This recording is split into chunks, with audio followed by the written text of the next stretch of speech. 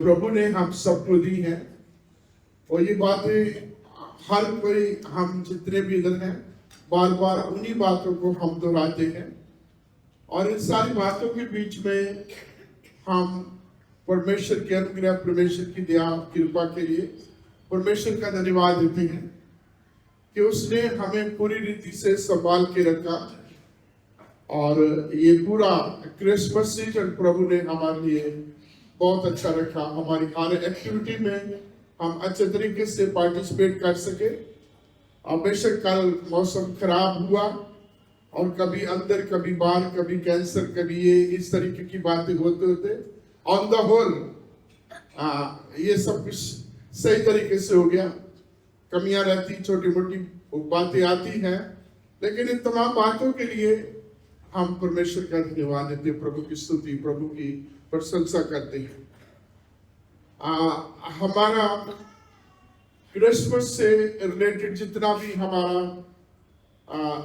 काव्य शास्त्र है, हमारी कविताएं हैं, हमारे गीत है, हमारी पोएट्री है, हमारी हर सोच है, हमारे हर लेख है, हमारे सरमन है, हमारे गीत हैं, हमारा वचन है, हमारी प्रवचन है, जितनी भी बातें हैं, ये टोटल जो है उस जबराइल के पैगाम से शुरू होती है और मजूसियों के सिजदा करने तक जो है इसको हम किसी न किसी तरीके से रिपीट करते हैं।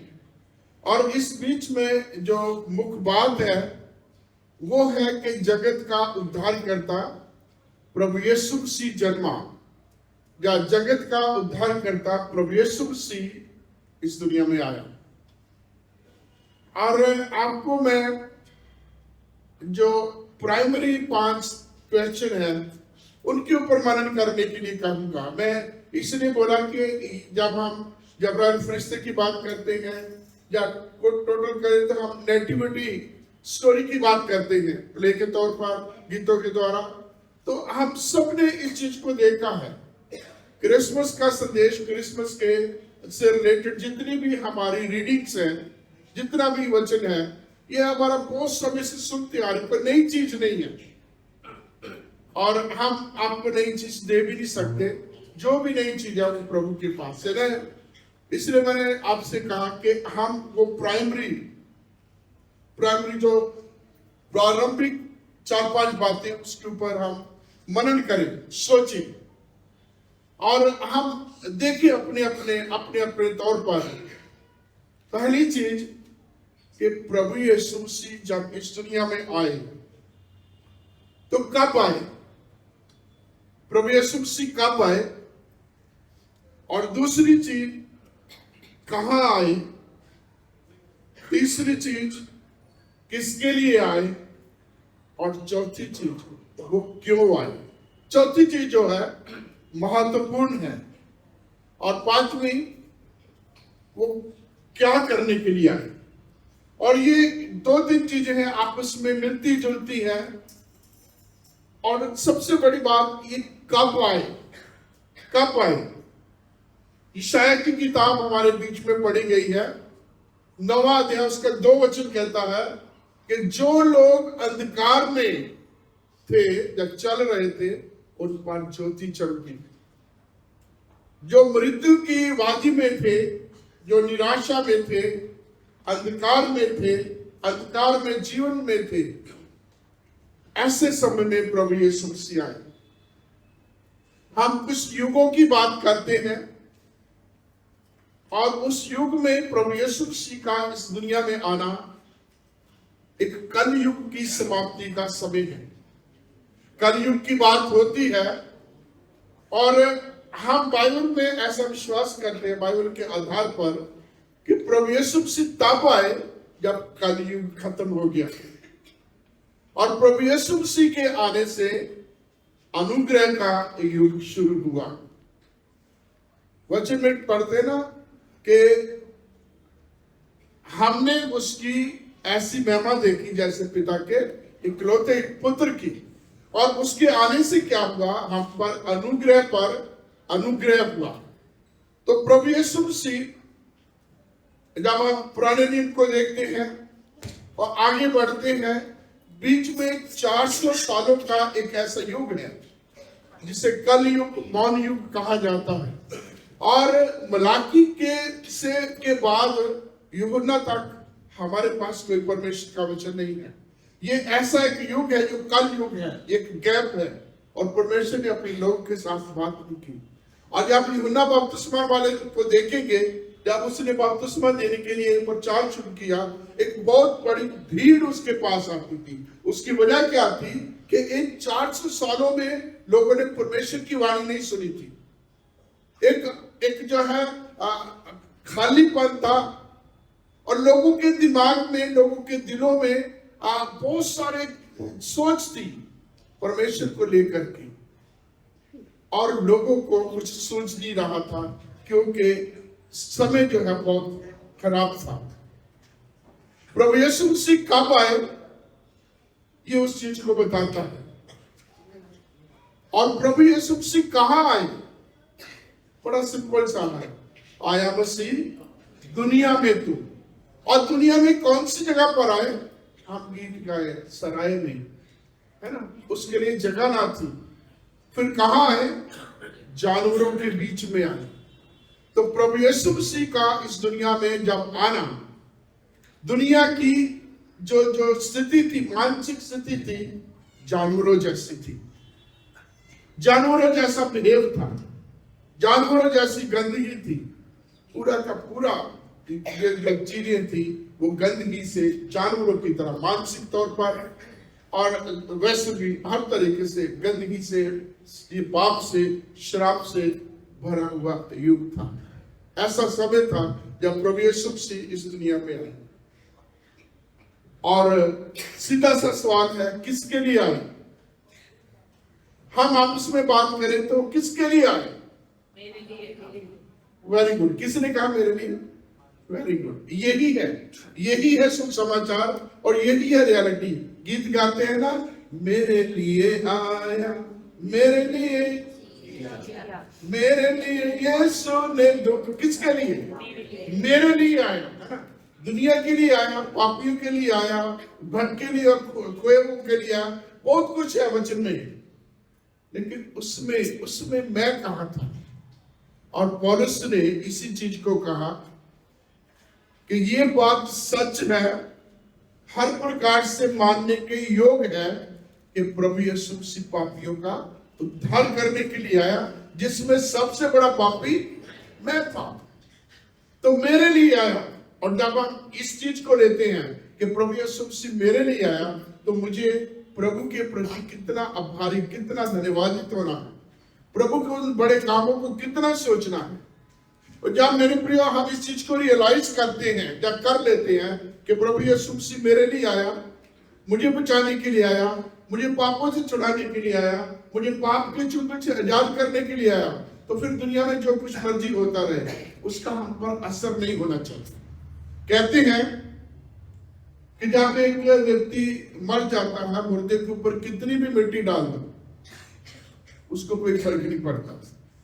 तो ऐसे संसार में बहुत चीजें होती हैं, हमारे अगल बगल में, हमारे आसपास, हमारे बीच में, परिवारों में बहुत सारी चीजें होती हैं। तो उन चीजों का हमारे ऊपर असर नहीं होना चाहिए। हम भावुक क्या बहुत जल्दी भावुक हो जाते हैं, बहुत जल्दी नाराज होते हैं, बहुत जल्दी निराश हो जाते हैं, कई प्रकार की प्रतिक्रिया करते हैं। तो इसका मतलब प्रभु यीशु मसीह जो मेरे लिए आया, उसका काम मेरी जिंदगी में अभी पूरा नहीं हुआ, जो होने की जरूरत है। जब वो काम, जब हमने पूरी रीति से अपने आप को समर्पित करते, तो दुनिया कुछ भी कहे, हम पर उसका कुछ असर नहीं होगा, हम पर उसका कुछ असर हो ही नहीं सकता। तो प्रभु यीशु मसीह इस दुनिया में पापियों का उद्धार करने के लिए, प्रभु यीशु मसीह मरकुस रचित सुसमाचार में कहते हैं, उसके 10वें अध्याय की 45 वचन में, कि मनुष्य का पुत्र इसलिए नहीं आया कि उसकी सेवा की जाए, बल्कि इसके लिए आया कि बहुतों को जो खोए हुए उनको ढूंढने और उनके लिए अपना प्राण देने के लिए आए, बहुतों की सेवा करने के लिए आए। और आप प्रभु यीशु मसीह के जीवन को देखेंगे, उन्होंने सेवा की, सेवा करके दिखाया, सेवा का नमूना दिया, और उनको बताया कि अगर मैं तुम्हारा प्रभु और तुम्हारा गुरु, तुम्हारा टीचर, तुम्हारा अगुआ होकर के तुम्हारे पांव को धो सकता हूं, तो तुम्हें भी एक दूसरे के पांव धोने, मतलब तुम्हें भी एक निम्न स्तर तक की सेवा को लेना है। सेवा कोई बड़ी कोई छोटी नहीं होती। और जब हम पांव धोने की बात करते हैं तो पांव धोने का काम जो है सबसे परिवार का, सबसे उस जगह का जो छोटे से छोटा काम करने वाला होता है। और मोस्टली उस समय क्या होता है, उसे बाहर बैठाया जाता है। जब आगंतुक आते हैं, गेस्ट आते हैं, तो सबसे पहले क्या करता है, वो जूता उतारता है, जूता साफ करता है और फिर पैर धो करके गेस्ट को अंदर भेजता है।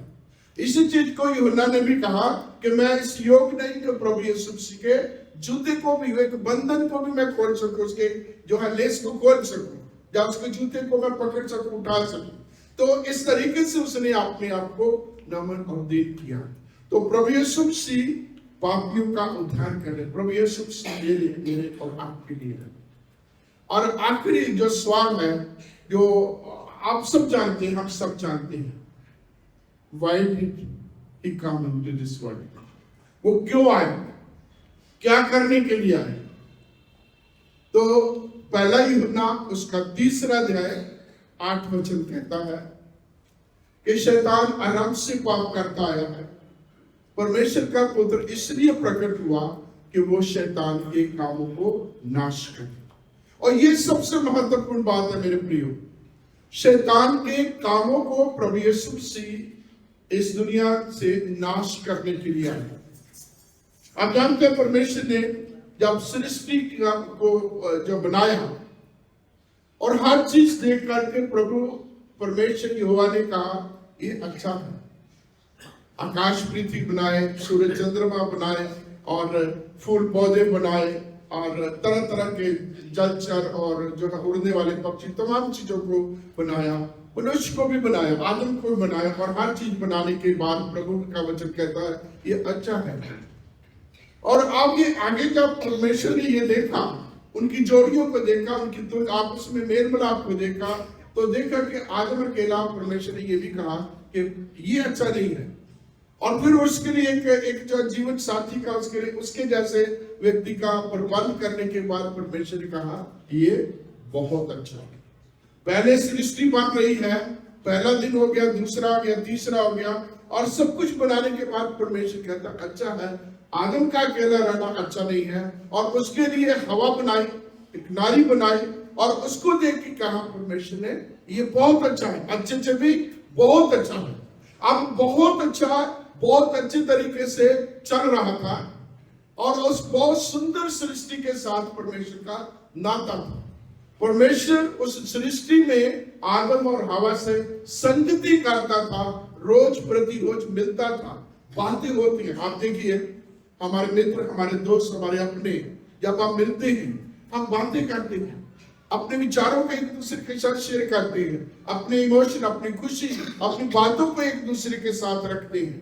तो परमेश्वर जब दिन के ठंडे समय हवा और आदम के साथ आता होगा, मिलता होगा, बात करते होंगे, कल्पना करिए उस आदम, उस जो है आदम के बगीचे के बीच में क्या क्या हो रहा है, कौन सा जानवर, कौन सा पक्षी, कौन सा जलचर, कौन सा फूल, कौन सा फल, कौन सा पौधा, कौन सी क्या क्या चीजें हैं, वो आपस में बात करते होंगे।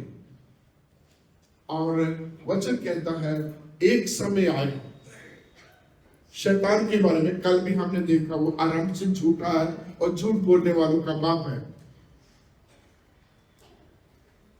पहला यूहन्ना उसका 3 अध्याय उसके 8 वचनों, वो आराम से पाप करता है।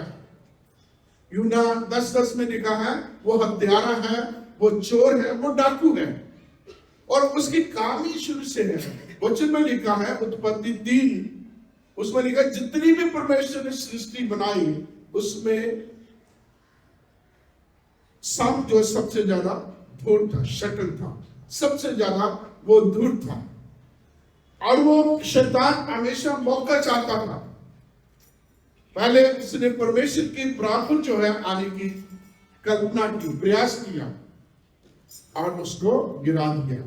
और फिर वो परमेश्वर की सृष्टि को नाश करने के लिए, बनावट डालने के लिए वो प्रयास करता रहा। एक दिन मौका मिला जब हवा अकेली थी, और उसने उसके साथ बातें की, अपनी जो है शब्द जाल में फंसा करके परमेश्वर के हुक्मों को तोड़ दिया, तोड़वा दिया।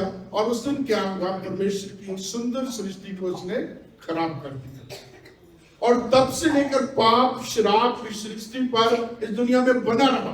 परमेश्वर की इस सुंदर सृष्टि को शैतान ने नाश कर दिया, या ये कर दे, बर्बाद कर दे, या ये करके उसके ऊपर धब्बा लगा दिया। और उसके बाद वो संगति टूट गई। वो दिन का ठंडे का समय वाला जो है वो जो आनंद था, आदम के जिंदगी से वो खत्म हो गया। वो आराम से उस जगह पर रहना वो खत्म हो गया। आपको मेहनत करनी है, माथे का पसीना बहाना है, जब तक ये सब कुछ नहीं करना तब तक कुछ एक जो है रोटी का नवाला भी जो है नसीब नहीं होना। एक सुंदर सृष्टि को शैतान ने नाश कर दिया, बर्बाद कर दिया। और उसके उन कामों को जो वो बर्बाद करता है, झूठ के द्वारा, शब्द जाल के द्वारा, चालबाजी के द्वारा, कपट के द्वारा, क्लेश के द्वारा, ग्रुपिज्म के द्वारा और बहुत सारी चीजों के द्वारा प्रभु का वचन कहता उसको नाश करने के लिए परमेश्वर पुत्र प्रकट हुआ। और जब हम आगे बढ़ते हैं तो शैतान प्रयास करता, हर जगह प्रयास करता, हर जगह पर जहां प्रभु का काम होता है वहां वो पहुंच जाता है, और हर जगह उस जो है कार्य में गड़बड़ करने की प्रयास करता है। वो आरंभ से है, वो आज तक भी है। वो मेरे व्यक्तिगत जीवन में भी, हम सबके व्यक्तिगत जीवनों में भी वो किसी भी समय किसी भी तरीके से वो कार्य कर सकता है। 1 मिनट लगता है, हमारा भावना का ठेस लगना होना, हमारा मन खराब होना है, दिमाग खराब होना है, और परमेश्वर का बना बनाया काम झटके से सारा का सारा गड़बड़ हो जाता है। बहुत बार हमारी जिंदगी में ऐसा होता है, कहते बहुत अच्छा हो गया, बहुत अच्छा चल रहा था, एक छोटी सी बात आग लगने के लिए क्या होती है, छोटी सी चिंगारी, सारा का सारा तहस नहस हो जाता है। और ये शैतान आरंभ से करता आया है, और शैतान की इन चालों को, इस तरीके के कामों को, शैतान की ये सारी स्ट्रेटजी को प्रभु यीशु मसीह उस दुनिया से नाश करने के लिए। तो हम परमेश्वर का धन्यवाद देते हैं। कल हमने देखा, कल रात को, कि प्रभु यीशु मसीह का इस पृथ्वी पर आना, हमें व्यवस्था से मुक्त कराना, हमें परमेश्वर की संतान बनाना और परमेश्वर के संगी वारिस बनाना। और आज का जो वचन है छोटा है लेकिन बहुत बड़ा है, बहुत महत्वपूर्ण है। इसको मैंने और आपने देखना है कि प्रभु यीशु मसीह मेरे लिए आया ताकि मेरी जिंदगी में शैतान के हर काम को नाश करे। हमारे लिए आया ताकि हमारी जिंदगी में शैतान के हर काम को नाश करे। और उसमें मैंने आपने अपने आप को परमेश्वर के प्रति समर्पित रखना, अलर्ट रहना है कि शैतान हमें किसी की नहीं है, हमें अपनी जिंदगी का लेना कि शैतान मेरी जिंदगी में काम करने ना हो। क्योंकि आगे हम अगर पहला यूहन्ना 3 अध्याय पढ़ते हैं और उसमें भी जो परमेश्वर से उत्पन्न हुआ है वो पाप नहीं कर सकता, जो परमेश्वर में बना रहता है वो पाप नहीं कर सकता। और आप देखिए, हम सब देखें कि हम कितना प्रभु में बने रहते हैं और प्रभु कितना हमें संभालते हैं, कितना हम दुनियावी शारीरिक रीति से हैं और किस प्रकार से जल्दी से हम शैतान को मौका दे देते हैं। मेरे प्रियो, शैतान के कामों को नाश करने के लिए प्रभु आए। क्या हम प्रभु के साथ हैं? क्या शैतान को फिर मौका देते हैं? एक हम तस्वीर देखते थे स्वर्ग और नरक की, तो एक आदमी जो है वो नरक स्वर्ग में जा रहा है लेकिन देख नरक को रहा। आप देखो, कभी कल्पना, बहुत पुरानी फोटो होती थी, एक साइड में स्वर्ग है, एक साइड में नरक है। वो स्वर्ग वाले जा रहे हैं, लाइन बना रहे, इधर आग जल रही, सब कुछ हो रहा, और एक मेरे जैसा आदमी आ रहा, जा इधर रहा, ध्यान इधर है। और जब ऐसी मनसा होती है, हम चर्च में रहते हैं, ध्यान हमारा उधर होता है, तो शैतान मेरे को आपको किसी भी समय पकड़ सकता है। शैतान अपना काम जो प्रभु यीशु मसीह ने नाश किया था उसको फिर से रीस्टार्ट कर सकता है। तो हमें अपना जीवन प्रभु को देना। आज से 2024 साल पहले एक नन्हा बालक बन के प्रभु यीशु मसीह दुनिया में आए, और परमेश्वर का पवित्र वचन कहता है वो फिर आएगा, he will come again। हम अकीदा बोलते हैं, प्रेरितों का विश्वास बोलते हैं कि वो दोबारा एक बार फिर आएगा। और जब मेरे प्रिय दोबारा आएगा, वो आप एक नन्हा बालक गरीब बन के नहीं आएगा, आप वो एक अस्तबल गंदगी जगह पर नहीं आएगा, आप वो राज करने के लिए आएगा। वचन कहता है he will come with a scepter, वो एक राजदंड लेके आएगा। और आज मेरे और आपके लिए जो न्याय का युग है, न्याय का सिंहासन है, प्रभु इंतजार करता अपनी बाजू फैला करके कि हम आए, पश्चाताप करें, अपना जीवन प्रभु को हाथों में दे। जो शैतान ने गंदगी फैला ली है उससे प्रभु हमें माफ करके अपनी संतान बनाने का जो अधिकार देता है। जब अब आएगा प्रभु यीशु तो मेरे और आपके, हम सब के पूरे विश्व के कामों का लेखा लेगा। जैसे आप जानते हैं 5 तो 1 थोड़े देने वालों से हिसाब लिया गया, और जो निकम्मा रहा प्रभु का वचन कहता है उसको उन्होंने आग में, जहां रोना और दांतों का पीसना, ऐसी जगह पर उसको डाल दिया। और परमेश्वर का वचन कहता अनेक जगह लिस्ट आती है कौन कौन परमेश्वर के घर में जा सकते हैं, कौन कौन परमेश्वर के राज में नहीं जा सकते। तो उनमें उन लोगों का भी नाम आता है जो निकम्मे हैं, निकम्मों का, झूठों का, तरह तरह के और पाप करने वाले लोगों का उस जगह पर कोई हिस्सा नहीं होगा। देखते हैं हम दुनिया को, उससे मुझे और आपको कोई फर्क नहीं पड़ेगा। देखना हमने अपने आप को, अपने अंदर झांकना। एक पंजाबी में कहावत कहते हैं 100 खाओ जी दी, ना पुत दी ना ती दी। मतलब हमें जो जिम्मेवारी हमारी अपने बेटों की, अपने बच्चों की, अपने माँ बाप की नहीं है, हमें जो जिम्मेवारी है मेरी है। क्योंकि परमेश्वर को इतना जो कहता है जो रूह पाप करेगी सो मरेगी। तो हमें प्रभु के अनुग्रह से, प्रभु के उस बड़े काम से अपनी रूह को बचाना है। आप देखिए जब परमेश्वर का अनुग्रह हुआ लोत के ऊपर, तो लोत से पहले अब्राहम ने जो है एक इंटरसेशन किया लोत के लिए, लोत के परिवार के लिए। 50 लोगों से आरंभ करते करते 10 तक की एक तरीके से परमेश्वर से बार्गेनिंग करी। वहां 50 लोग तो क्या पूरे उस इलाके को तो नाश करेगा, और परमेश्वर कहता 50 मिलेंगे पूरा इलाका माफ कर दिया जाएगा। 50 से 40, 40 से 30, 30 से नीचे चलते चलते अब्राहम कहता प्रभु अगर वहां 10 धर्मी हो तो तक क्या तब भी सदोम और अमोरा का तू नाश कर देगा। और प्रभु का क्या कहना था, प्रभु की क्या प्रतिज्ञा थी, यदि 10 भी निकल जाएंगे तो मैं उस इलाके को माफ कर दूंगा। और अनफॉर्चुनेटली वहां 10 लोग भी नहीं थे, वहां सिर्फ 4 लोग थे, लूत, उसकी 2 बेटियां और उसकी पत्नी। और उसमें भी सिर्फ जब वो निकल के आते हैं कितने लोग, लूत की वाइफ जो है आज भी नमक के कपड़े के तौर पर उदाहरण दिया जाता है। तो वो भी नहीं निकले पूरे के पूरे, जिनके लिए इंटरसेशन हो रहा था, प्रार्थना की जा रही थी, वो भी सारे के सारे नहीं। क्योंकि जिसने जैसा किया उसने वैसा किया, वैसा पाया। तो प्रभु जो है हमारी जिंदगियों में अपना अनुग्रह देना चाहता है। प्रभु यीशु मसीह के द्वारा उसने सब कुछ कर दिया, सब कुछ जो है हमारे लिए कर दिया। हमें वो पाना है, हमें अपने आप को बचाना है। हमें ठीक है प्रभु ने हमें सेवा किया, गीत भी गाते हैं, खुद बचना काफी नहीं है, औरों को बचाना होगा। लेकिन उससे पहले मुझे अपने आप को बचाना है, उससे पहले मैंने बचना है। यदि मैं बच गया हूं तब मैं दूसरों को बचाने के योग बन सकूंगा। जो चीज मैंने अनुभव किया है तब मैं उसका अनुभव दूसरों के साथ शेयर कर सकूंगा। और जो मेरा अनुभव है मैं वही अनुभव, जो मेरी सोच है वो वही सोच दूसरों के ऊपर लागू करने का प्रयास करूंगा। तो परमेश्वर मेरी हम सबकी अगुवाई करे।